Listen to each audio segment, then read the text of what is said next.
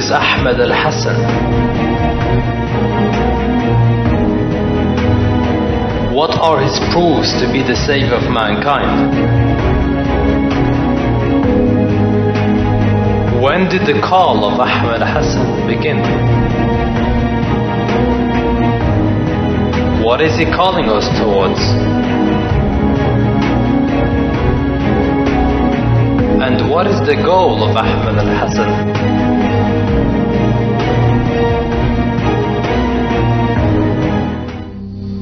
In the name of Allah, the abundantly merciful, the intensely merciful. Imam Ahmed Al-Hassan is a successor and messenger of Imam Al-Mahdi Muhammad son of Al-Hassan, peace be upon him, to all people. The promised Yamani to the Shia Muslims, and the Mahdi whose birth at the end of times was promised by the Prophet Muhammad to the Sunni Muslims.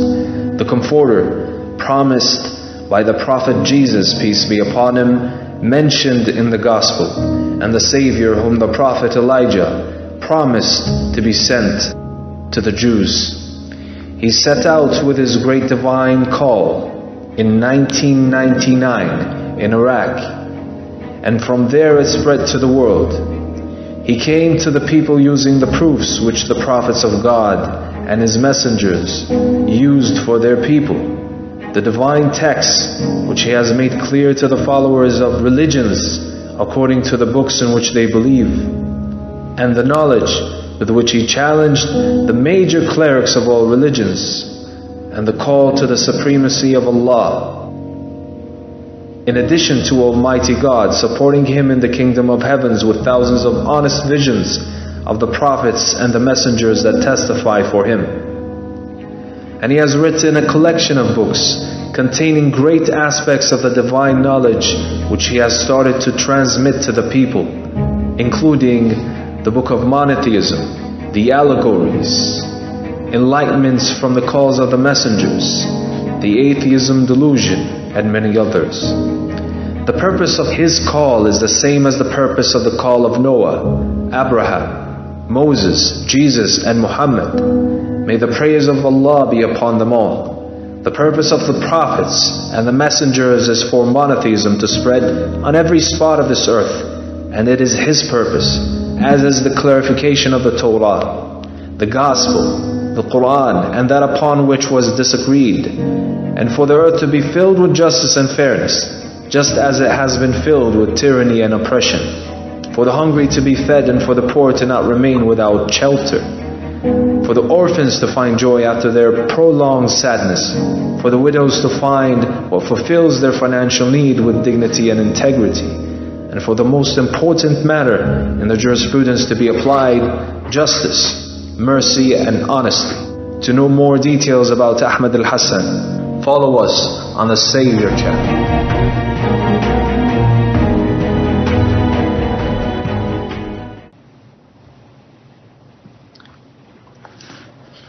Peace be upon you all, wherever you are in the world. Greetings to you and welcome. This is another episode of Savior of Mankind radio show. I'm Kevin Prentice, and I'll be hosting and asking some questions of our special guest today. We're fortunate to have Dr. Darin Smith from Iowa in the United States. He was on the program last week and has returned because of popular demand and the success of the last episode. So this should prove to be another very interesting discussion. If you weren't with us, his background is that he is a neurosurgeon. He comes from a Christian background, growing up as a Christian in a Christian family. And so I'll introduce him first. How are you doing today, Dr. Smith? Oh, fine, alhamdulillah. Kevin, how are you doing? Oh, I'm pretty good, alhamdulillah. We also have Kamel Amro from Australia, who will be with us, perhaps also asking some questions and being involved in our discussion. I'm going to give the phone number to the show first here, and if anyone has any questions or comments about the topics that come up, definitely you're encouraged to call in and participate. The phone number is 248-557-3300. And again, that's 248-557-3300. And so the program is each week about the man Ahmed Al-Hassan from Basra, Iraq, the messenger of Imam al-Mahdi to the Muslims, the messenger the messenger from Jesus to the Christians, and the messenger from Elijah to Jews. And so we'll be talking about him and about his books and his different discussions that he brings up related to religion, the true religion, and more specifically with this episode, we'll be talking about his approach to reconciling science and religion, which has not seemed to be possible up to this point, but he's introducing a unique approach and giving us a different way of looking at things in that regard. So the first question I'll ask is of Dr. Smith is, how would you say that you found the approach of the Imam, peace be upon him, different in proving the truth of Islam and religion in general? How would you say that his approach is different from what we've seen before?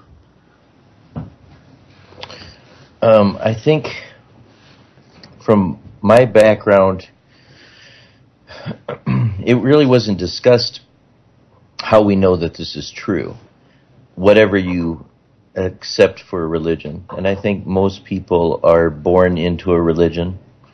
They accept the religion of their parents. That's what I did. And as young people, you respect your parents and you respect their choices and you learn. And so there isn't a whole lot of discussion about how do we know that this is true. And in Christianity, you realize that there isn't just one Christian group. There's Catholics, there's Protestants, and amongst the Protestants, there's multiple different Protestant groups. And so the question is, well, how do we know which one is true? And I think it's very similar in Islam, that there's large divisions between Shia and Sunni, and then there's subdivisions between different groups within Shia Islam and Sunni Islam. And once again, the question is, how do you know that what you're following is true? And I think most people, like I said, they follow the religion of their parents and what they were born into, and they never stray from that. But the obvious question is, how is it that I was born into the correct religion, assuming that they never even question this? And that's not what Ahmed Al-Hassan does. He never really speaks about himself. Almost all of what he says is about clarifying the truth versus falsehood, whether it's science, whether it's religion, whether it's daily type of news events that are happening. The question is, how do you know the truth from the falsehood? And it isn't, believe me, because of who I am. It's always supported with evidence. And so he approaches it in a very scientific way that basically lays out evidence to support what he's saying, and asks for alternative interpretations, or considers and discusses what alternate views are, and explains how it is that he came to his conclusion, or supports what he's laying out for us, which is much different than what I've ever seen from anybody. When it comes to tough questions for most religious people, I think that there's a lot of this, not being able to answer something, and so it becomes very uncomfortable. And I think from what Ahmed Al-Hassan says and does, you don't even have to believe anything about him to benefit from what he says. When he explains something, whether it's an interpretation of a Bible verse or a Quran verse or the beginning of the universe, any of these topics, anybody could read this and anybody could consider what he's saying and the evidence that he presents and learn something without a doubt. It isn't dependent on believing anything about him to benefit from what he's saying, and that's unusual. Yes. And something else that we're wanting to ask you is about at the time that Jesus, peace be upon him, the prophet Jesus, appeared to the people of the Israelites, the children of Israel. There were very few number of people that recognized him and believed in him and believed in his mission and everything. Why is this the case? If there were so many people, the Pharisees of the time, that were so knowledgeable, so had such a clear, specific idea of what to expect from the Messiah when he would arrive, and they did not recognize Jesus when he arrived. So what are your thoughts about why is it that some people recognized him and other people did not recognize him? Ahmed Al-Hassan has discussed this in multiple different places about recognizing somebody, recognizing the vicegerent of God on earth. And it's a complex type of topic. I wrote up an article on the Savior of Mankind site called "Why Do Some Not Recognize Him?" And anyone can read that. I went through just a short passage of what the Imam al-Islam explained in Successor and Messenger of Imam Mehdi in the Torah, the Gospel, and the Quran. And in this short little passage, he really lays out exactly what it is. And he's also spoken about it in his sermons and many books that talk about this recognizing and what it is that impairs our recognition of this. So you have somebody who is the representative of God on earth in the form of Jesus. And you have these people that at that time, the Jewish high priests, and these are the ones that the people look to guide them. They're the ones that are supposed to be the most knowledgeable. They're the ones who train and devote their lives to the religion, and they carry out all of these religious functions. And so the people really depend upon them to guide them. And especially in the case of the Messiah, how do you recognize him? And so they're in this position that the people look to, and undeniably for all Christians and Muslims in this case, the Jewish high priests looked at Jesus, peace be upon him, and rejected him. They rejected him, they turned him over for crucifixion, and they were the ones entrusted to be the ones who would recognize the Messiah when he came. And so, undeniably for Christians and Muslims, they have made the worst mistake imaginable.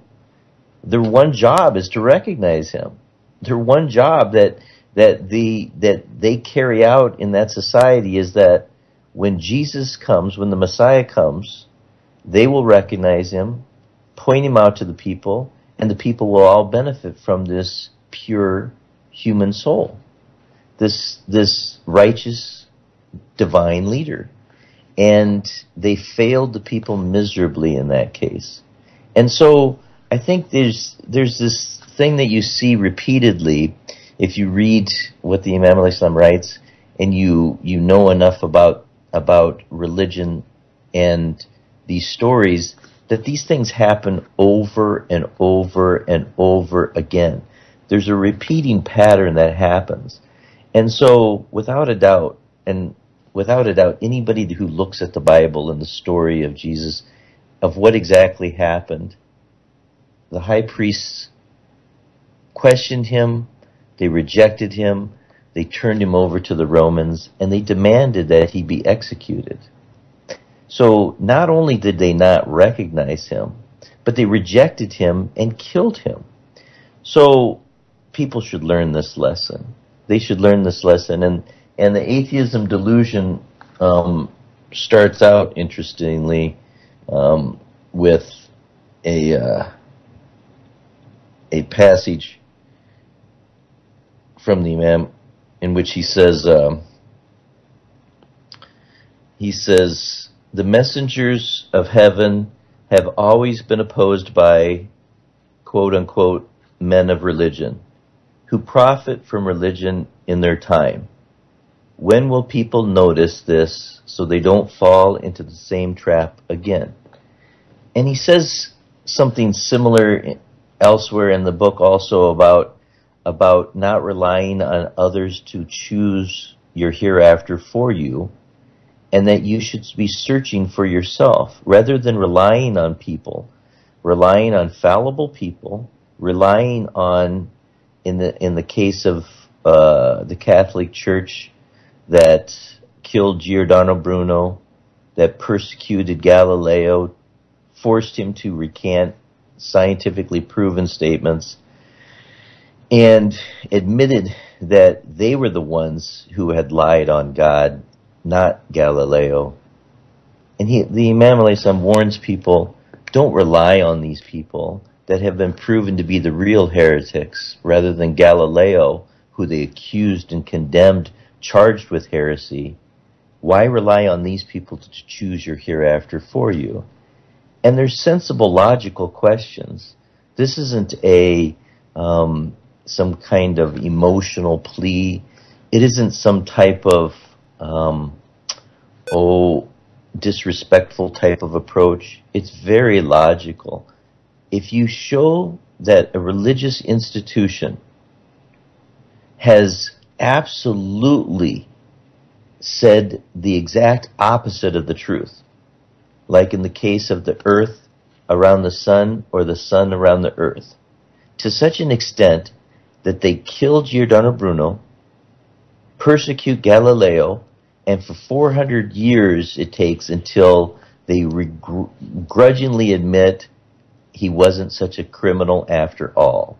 That's the best that they can do. Not to admit that they were the ones who committed heresy, the church committed heresy, but to just soften the blow of what they accused Galileo of. And so this is a common sense approach, saying that if it was the religious leaders that the people were entrusted to recognize the Messiah in the time of Jesus, who's going to recognize Jesus when he returns? Who's going to recognize Imam Mehdi when he comes? Who is going to recognize them? Are you going to trust these religious institutions to make this decision once again? And then he lays out the proof of what these religious groups have said about provable scientific topics to show that these people have proven themselves incapable of restricting themselves to the truth when they're leading their people.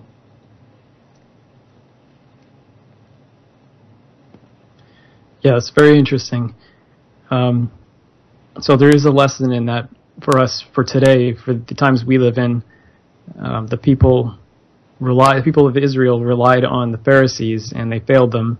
And as you said, they had one job to do. That was what they devoted their lives to. They were supposed to be the experts and supposed to be the ones to point out the Savior, and they were not able to do so. As you say, how are we going to recognize the return of Jesus in these times, or Imam Mehdi, peace be upon them?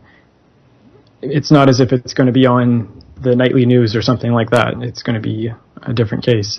The next question I was going to ask about is, how do you prove God at all, from your perspective and with your background and just in general?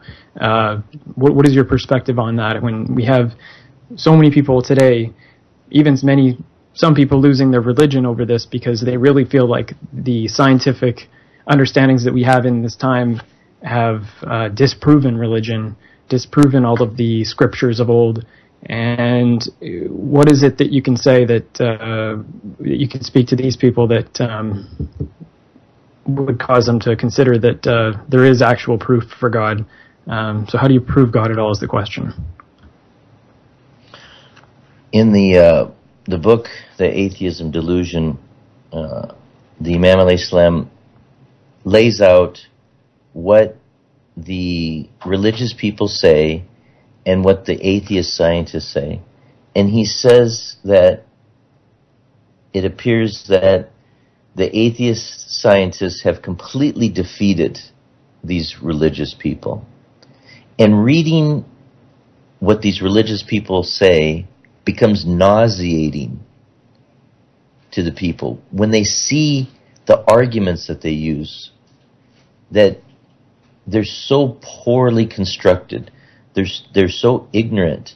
And you have these people that are university professors and scientists and researchers and published authors, that they're running circles around the religious people.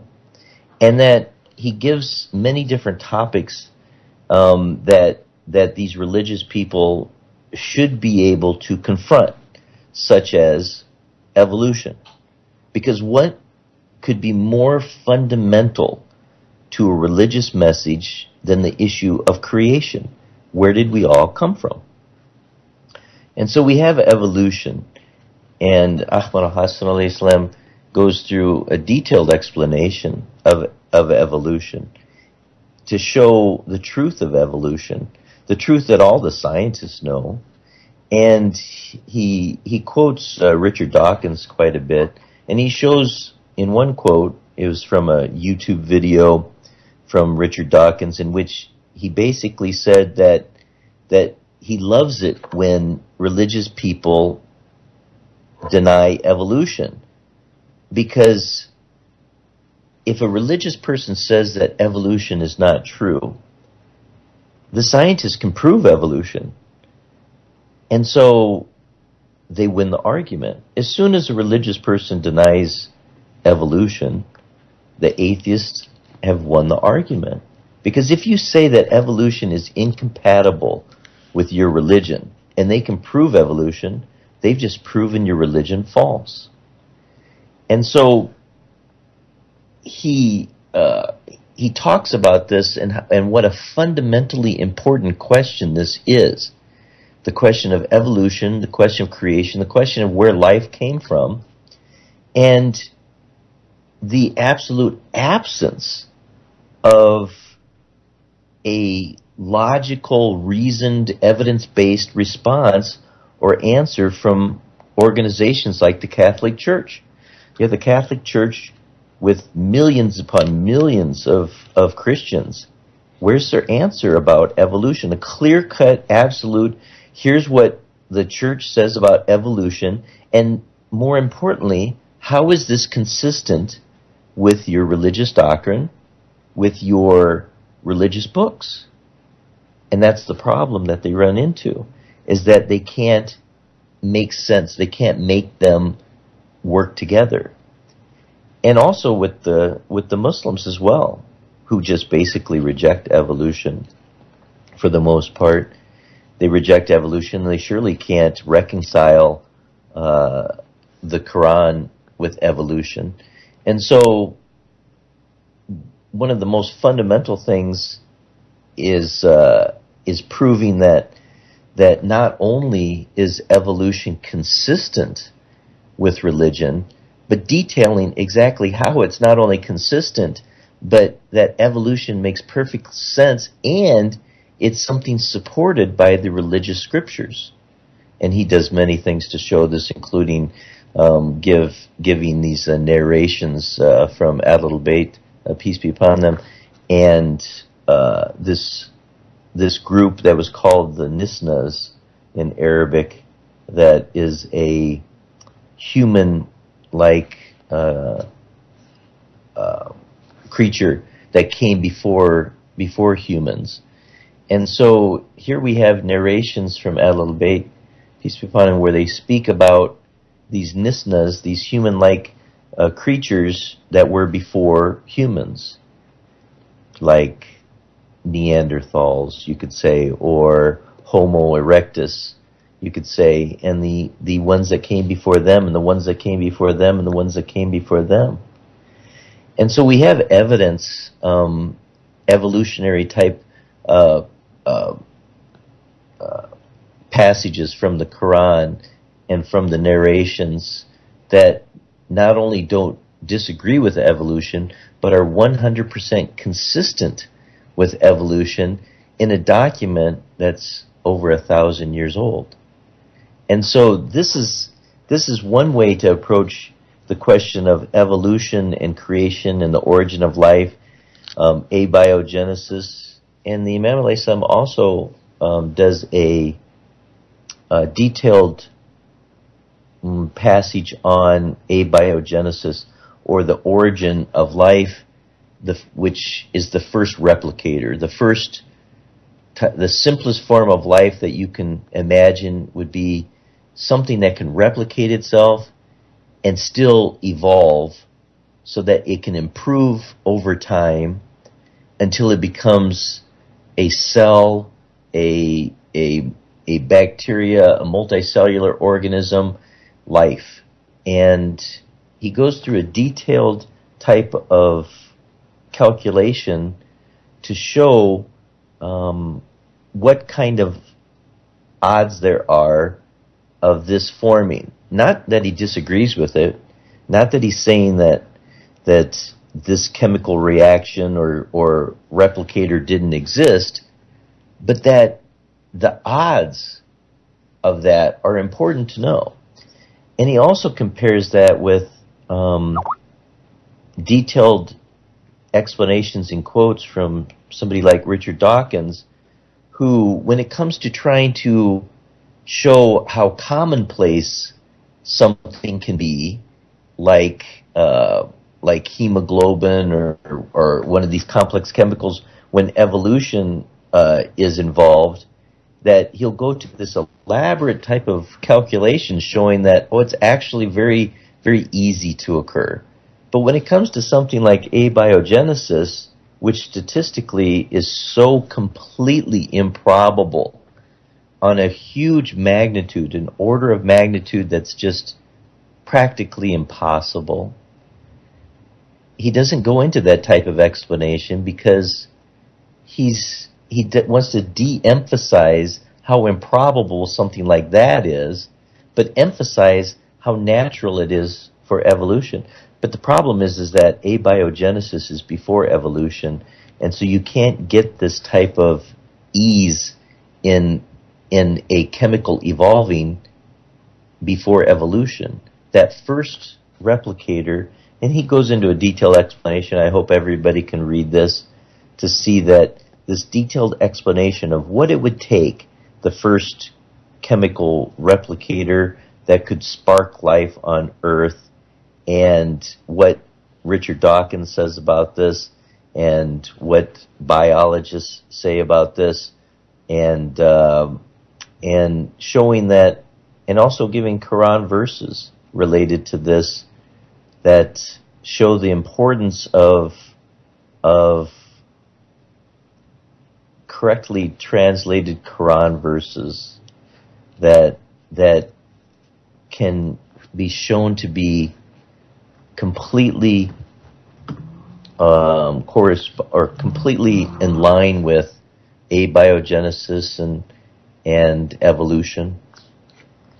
You can also go back to the beginning of the universe and the Big Bang, and because before, with evolution, religious people could say, well, sure, you can have evolution, but where did life come from?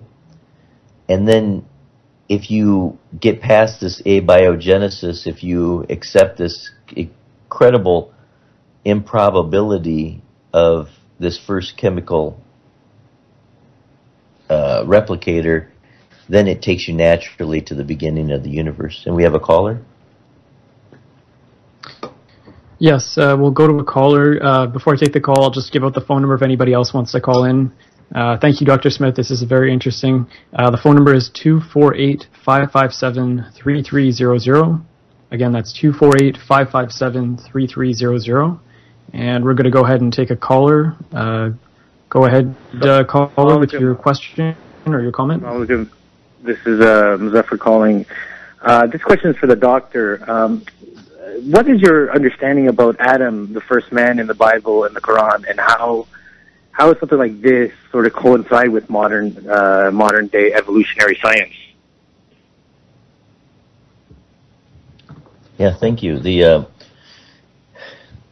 Ahmed Al-Hassan goes into a lot of detail in the book about Adam, talking about when Adam existed, where Adam existed, and how to make sense of the Quran and the Bible on Adam and Eve. And he gives the biology of it, the genetics of it, and looking at the archaeological evidence and the migration of people and the spark of civilization that was in Sumeria, Mesopotamia, that was a huge leap in human civilization, writing, and these developments in that society.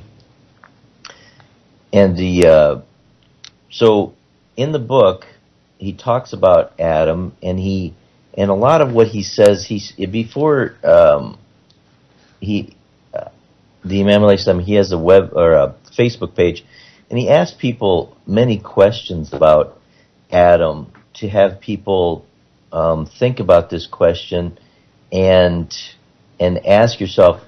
My history of Adam, I remember very clearly when I was a child, and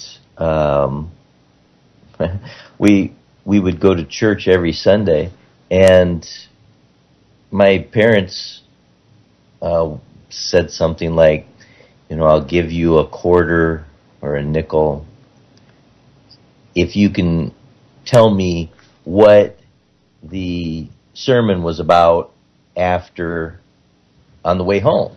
So I had a little incentive to pay some attention because it was pretty boring most of the time. But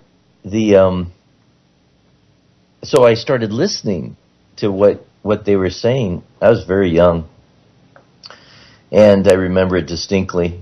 And I asked on the way home I was talking about this, and I asked this question, and I guessing 7 years old, something like that. And I asked my parents, if you have Adam and Eve, and they have sons, who did their sons marry?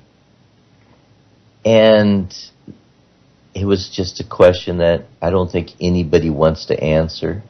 Nobody wants to answer this question.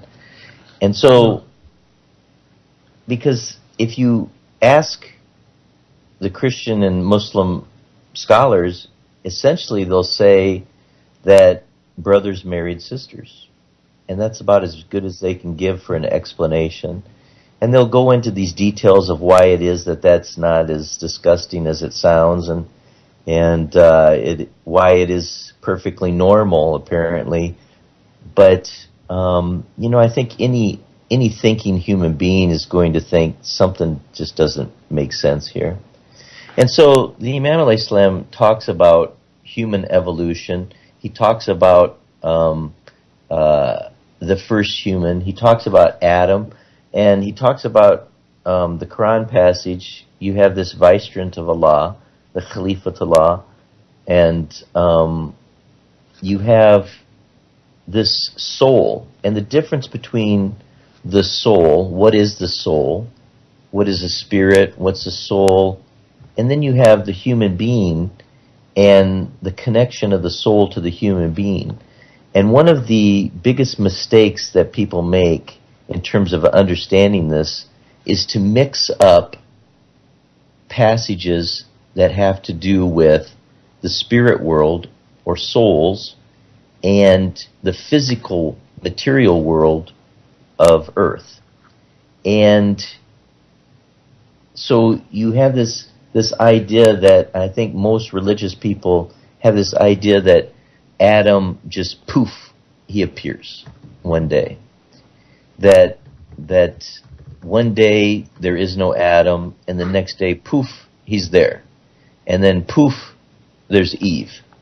And that's not so crazy, but when you get to their children and who they marry, that's when it starts quickly falling apart. And so And so the Imam al-Islam, and everybody should read this if they really want to understand what he says about this, because he goes into great detail presenting the evidence. He's not just explaining this. He presents the narrations. He presents what Christians say about this. He presents what Muslim scholars say about this. He presents what the archaeological evidence is. He presents the passage from the Quran about Cain and Abel, Qabil and this murder that took place and this burying. And he links this burial to human beings and where the archaeological evidence and when the archaeological evidence of burial took place. So he does a meticulous type of explanation to support what he's saying about when Adam existed, where Adam existed, what was the society that Adam existed amongst, and what it is that proves that this is the most solid understanding of this topic. I don't want to give it away. His book is really one of these things that you can read and you'll have so many moments that you'll just say, wow, I never even knew that before, never heard that before. And things that are either related to a religious book or related to historical, archaeological type of evidence. And that's a very, very important part of the book, is the story of Adam, that I think most people aren't able to discuss. Adam is like a mythical figure, I think, for most people, because it doesn't make a whole lot of sense. Poof, he's there, children marry each other, mankind begins. And he goes into the DNA evidence. He goes into the sociological, evolutionary evidence that shows whether incest is a natural thing or an unnatural thing. And it's quite an amazing explanation. Yeah, very interesting. Thank you, Dr. Smith, and thank you, caller. We've got another caller on the phone right now that we'll go to. Again, I'll mention the phone number for anybody else that wants to call in.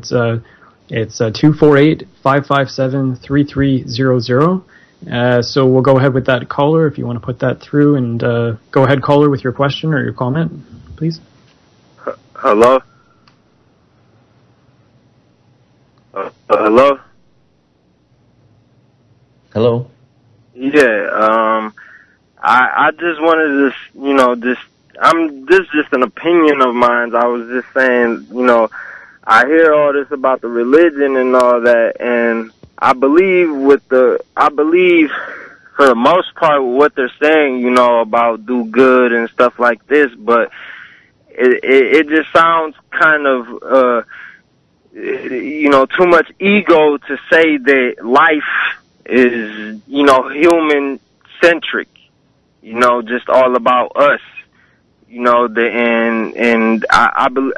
feel that there's more to life than just from the human eyes, being that we're just another species on this earth or in this galaxy or whatever you say, and for a lot of talks about, heaven and hell, that is where, I disagree with, because the fact that we don't know, and I feel that we just don't know, so we create all these ideas, when we really just don't know.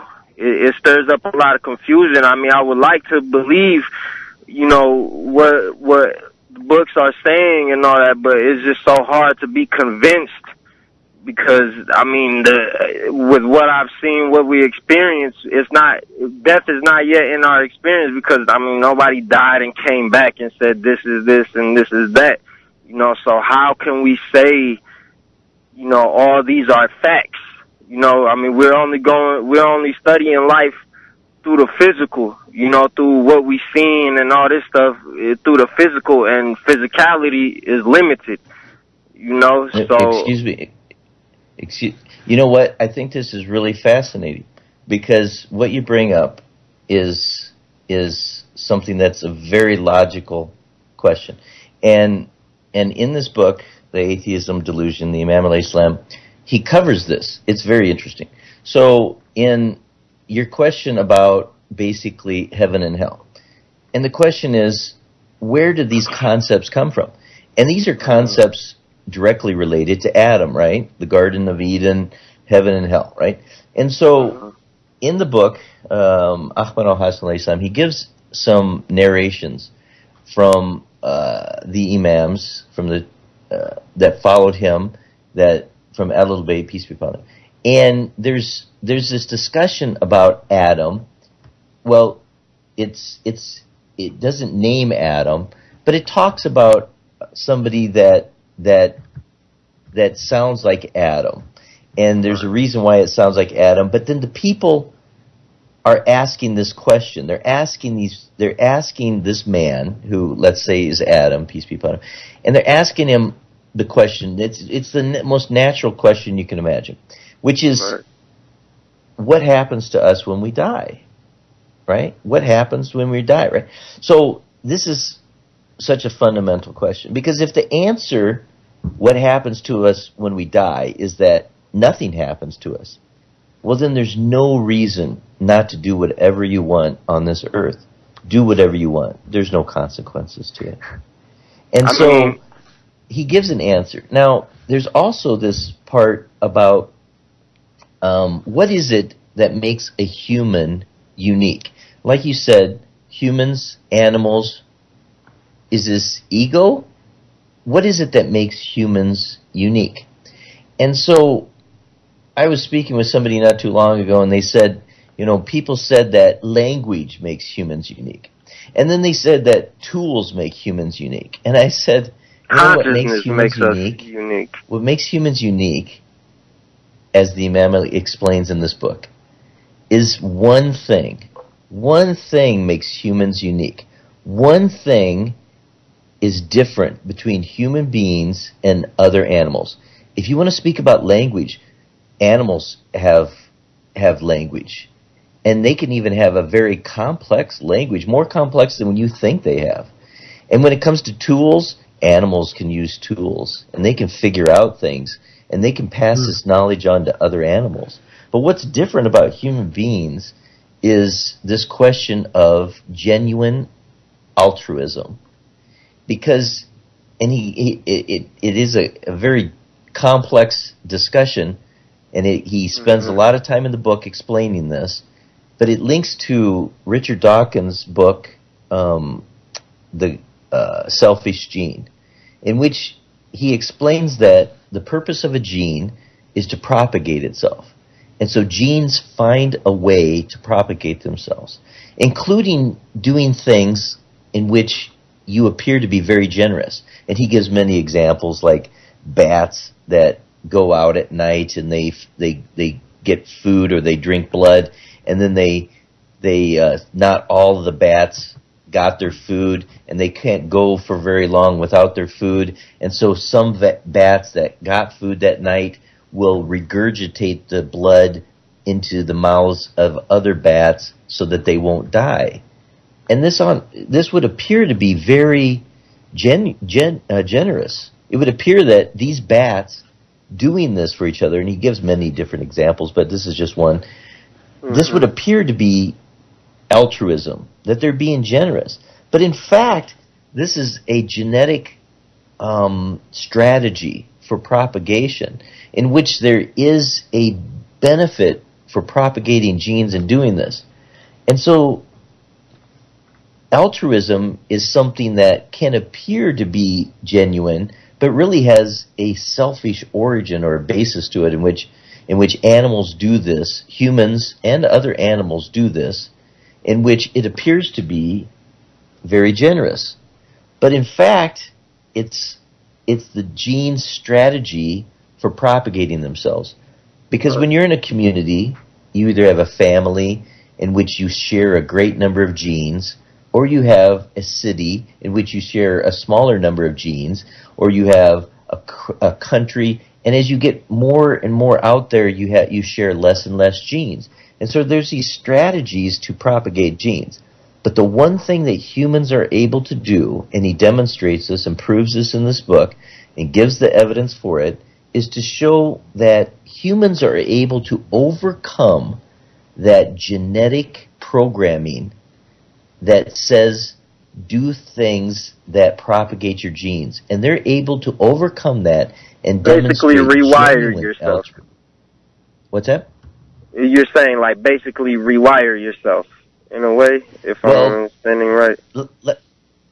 Let's say that you have, how do genes work? Genes create proteins and chemicals, and they transmit, and they cause you to do things.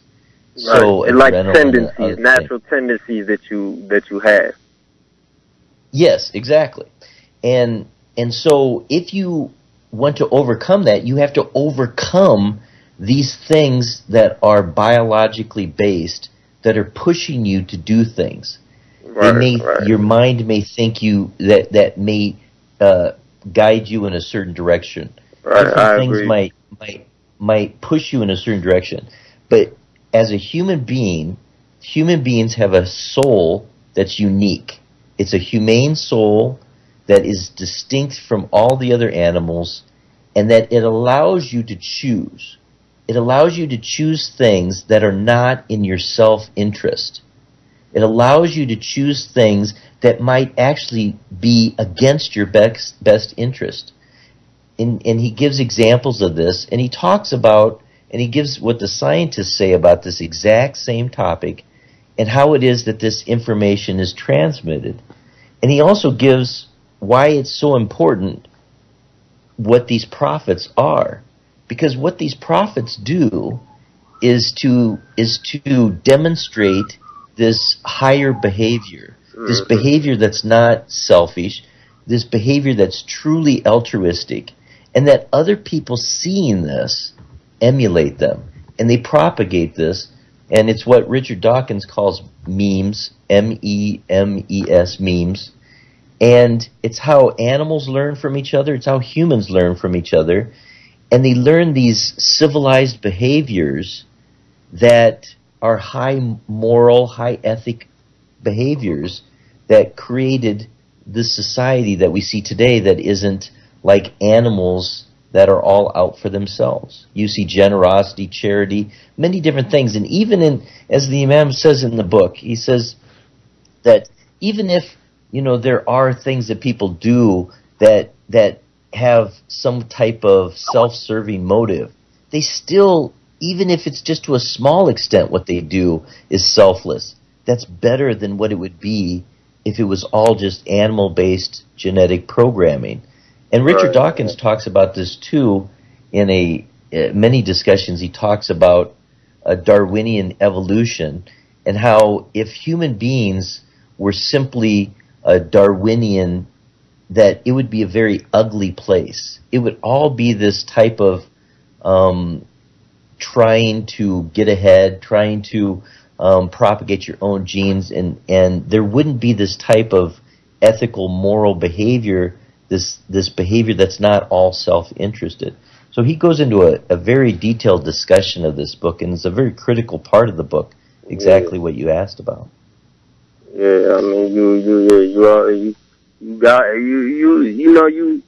got there. I mean, it made a lot of sense how you explained it. I mean, through all the people that I talked to and all that, you made it very clear. I agree with what you're saying. I mean, it's just. Do you have any other questions, caller, for the doctor? No, sir. I was just, just trying to, That's wonderful. That's a very good explanation, Doctor. We're just going to go over a few more things. There's so much to talk about. Hopefully we'll have you back for many more nights to have more discussions. To the caller, I just want to mention, sir, the website you could go to is saviorofmankind.com if you want to get more information. If you have any questions, you could put through there as well, or if you want to call in again, you're absolutely welcome anytime. Thank you for calling in. Doctor, you had mentioned about verses in the Quran and other scriptures that talked about evolution and things like this, and I just wanted to mention one, which was the Surah Noah, Ayah 17, which was that God caused you to grow from the earth, a gradual growth. He caused us to grow from the earth, a gradual growth, meaning the genetic map kind of being planted on this earth and us growing from that over time in the process of evolution. And just one other question I wanted to ask about, sort of relating to what you were talking about before, is we talked about Adam and Eve. We talked about the first human beings. What can you tell us about the birth of Jesus, peace be upon him? That's something that many people in this world believe in, the virgin birth, Muslims and Christians and others, and it's something that I don't think that many people could explain in a specific kind of scientific way. What can you tell us about that? I know you were having a discussion about this recently, and maybe you could share that with us, about the virgin birth of Jesus, peace be upon him. Yeah, I think I always find it very interesting, whatever the Imam Al-Islam explains about Jesus, peace be upon him. And he's got a whole book, The 13th Disciple, and that's available. People can download that on the Savior of Mankind website. And it that talks about the question of the cross, because there's a famous passage in the Quran talking about the crucifixion and indicating that things were not really as they appeared. And then he gives a detailed explanation for that. But there's also the question of the virgin birth, which he covers in this Atheism Delusion, because anybody that understands the genetics of human beings understands that women in general have two X chromosomes, and men have an X and a Y chromosome.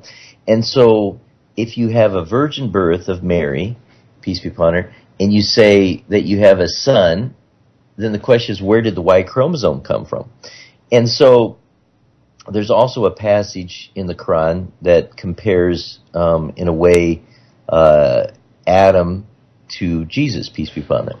And the Imam Al-Islam explains this in detail, as he does everything. And much of what he says is very dense in the sense that like this article that I wrote on the Savior of Mankind website, it's, I think, very short, like a paragraph, like a sentence or two. And I spent, I don't know how many paragraphs explaining what I understood from this, because there's so much that he puts into very few words. And in the Atheism Delusion, he covers this topic: how can a woman have a male son without having a intercession of a male, a father, a husband, to create a son? Because that's where the Y chromosome would come from normally. And so he gives a detailed genetic explanation, like you would say, let's say a scientist said, your religion says that Mary, a woman, had a son through a virgin birth. How can that be? Where does this Y chromosome come from? And his answer is as if to that question. And he gives a scientific explanation. It's just 100% pure science of how exactly this could happen from a plausible scientific perspective, explaining the presence of a Y chromosome in a son from a woman without the intercession of a man, and then he gives the key points of what exactly would have to happen to have this be a reasonable, logical thing. Not that it would be an easy thing, not that it would be a common thing, but that it does make 100% pure scientific sense. And I would encourage everybody who wants to read that to get the book when it's available and to read it for themselves. Like I said, so many things that he explains. You don't have to believe anything about Ahmed Al-Hasan, peace be upon him. You don't have to believe anything. Just read what he says, see if it makes sense. Ask yourself, if you doubt the science, ask a scientist. if this makes sense. I've looked at it, I've read it, I've seen what he says. It's the most amazing explanation I have ever seen. And I also did a search. I thought, has anybody ever said this? So I did a search for this, and it's interesting because people have kind of had little bits of this explanation, but they've never pieced it all together like he did. At least I've never found anybody that has explained what he explained for a scientific explanation for a son being born to a woman, a virgin. Okay, yes, very interesting. I'm going to give the phone number again in case there is anybody else that wants to. We've got a little bit limited amount of time. It's 248-557-3300. But actually, we've got Kamal Amro here from Australia who's going to be asking a question first.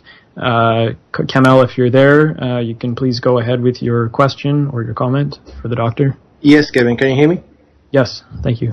Doctor, I have a question, like from what you just said now, recapping, if basically, like, I mean, you want to describe Imam Ahmed Al-Hassan as a person, like the knowledge like you read from his books, have you come across any scholars or any scientists assemble such a knowledge, whether in religion or sciences or in the knowledge like you have seen in his book?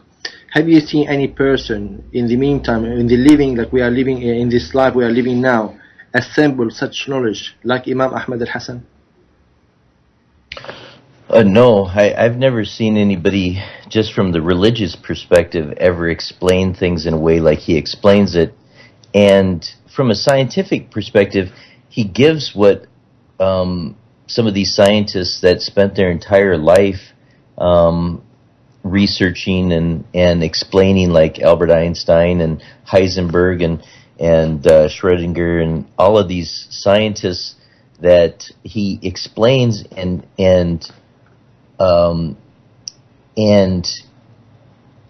many people can do that. They can kind of explain what a scientist said. So that's not unique.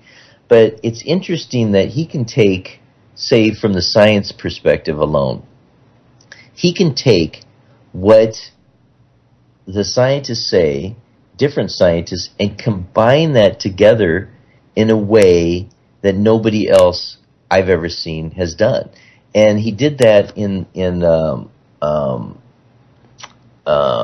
with the question of the multiple worlds theory and quantum mechanics and Einstein, and that's pretty amazing just by itself.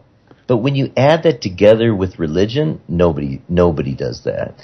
Nobody takes religion and combines it together with science the way that he's done. I've never seen anybody do that. And the other thing to keep in mind about Ahmed Al-Hassan is that he has many books and sermons and writings and things in which these all work together. This isn't like I've written some book about science and then don't try to see if it's consistent with what I say about other things. He works from first principles in a way that any philosopher would admire, in that he has solid principles of thought that he always goes back to these principles, whether it's looking at what the Quran says or contradictions between different narrations or hadiths. It's like you would think that his mind is some type of IBM supercomputer. The way that he puts it together, honestly, it's just shocking to see. And everybody can see this for themselves if they just read what he writes and honestly just asks himself, does this make sense or not? And I think that if you honestly look at what he says in a fair way, that you can't help but acknowledge that this is really tremendous. It's something I've never seen in my life. I've read many books. I have a degree in chemistry. I've won science awards. I've won mathematic awards. I've won medical awards. I've never seen anything like this. So I'd encourage everybody that likes to think, use their mind, examine things, learn new things. Anybody that's looking for the truth, anybody that thinks that what they've seen doesn't make sense, look at what Ahmed Al-Hassan al-Islam says and judge for yourself. Yeah, sorry, Kevin. I want to just mention something to the doctor. Like you just said, basically now, like, I mean, you won so many things, whether through chemistry, medicine, and so on. But if all these are assembled in one person, and such Imam Ahmed Al-Hassan, because, for example, if we talk about, let's say, religion, we get another person from the same religion goes, oh yeah, we have the scholars, he has a translation, and so on. But like you said, we haven't seen any person in our living time who basically perfected or mastered all this knowledge together. And from the books, like, I mean, the Imam has published, which is exceed over 50 books. Like, what can we say about a person who has assembled all such knowledge, okay, together? Isn't that a sign that this person's knowledge is a divine? What do you have to say to the people outside who are listening right now, okay, to you, and as a professional doctor, from your from your perspective? I think if you look at what Ahmed Al-Hassan al-Islam has laid out of what it is that the religious books say, and you put it together with how it is that you know whether somebody is rightly guided, and you put it all together, and he's covered this in so many different answers, books, sermons, that everybody can read for themselves to understand how it is that somebody like him can be like he is. I mean, from my perspective, if I looked at him, I would just say, I can't rival this. There's no comparison between anything that I can accomplish in terms of science or understanding any of these topics that's anywhere near what he does. And so, to me, it's truly astonishing. And if he was somebody like Einstein, focusing on one thing like science, you could say, wow, he's a great scientist. But even Einstein had his limitations.